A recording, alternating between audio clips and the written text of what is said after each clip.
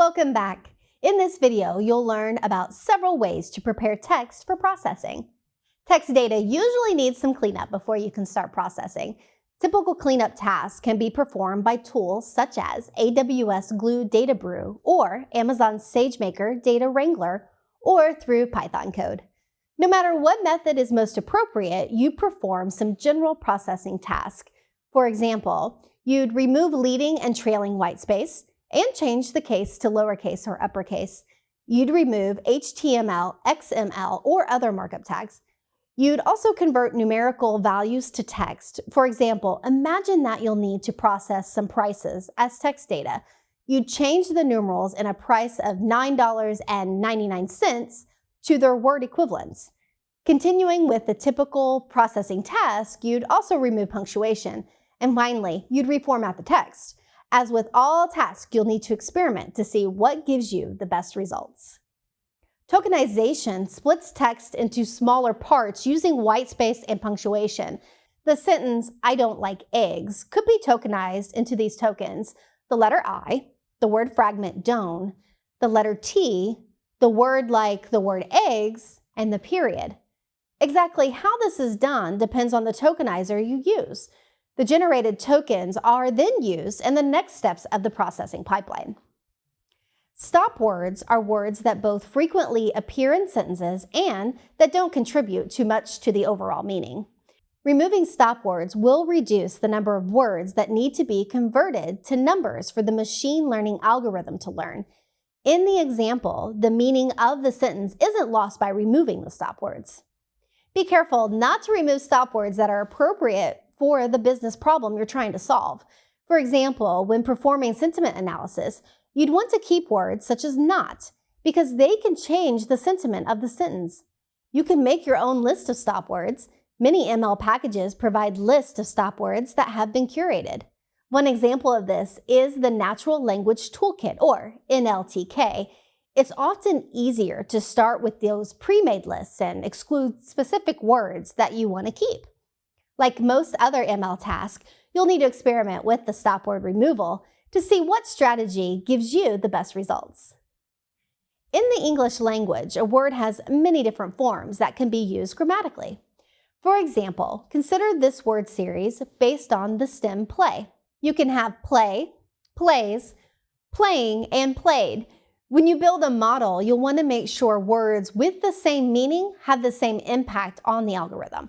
A simple way of solving this is to remove the trailing suffixes, such as the suffixes used to indicate plurals or verb tense like s, es, ing, and ed. There are two main stemmers in use, the porter, and snowball. Porter implements a set of rules to perform on the word. Snowball modifies these rules and can give slightly better results. Stemming works for many words, but not with irregular verbs such as taught and teach and brought and bring. Stemming doesn't consider if a word is a noun or a verb. For example, the word saw could either refer to the see or saw, depending on if the token is a verb or a noun. To solve these issues, you'll need to use another technique called lemmatization. Lemmatization is another technique used in NLP. It works by considering the morphological analysis of the words. With lemmatization, you can map the words taught, teaching, and teaches to the word teach.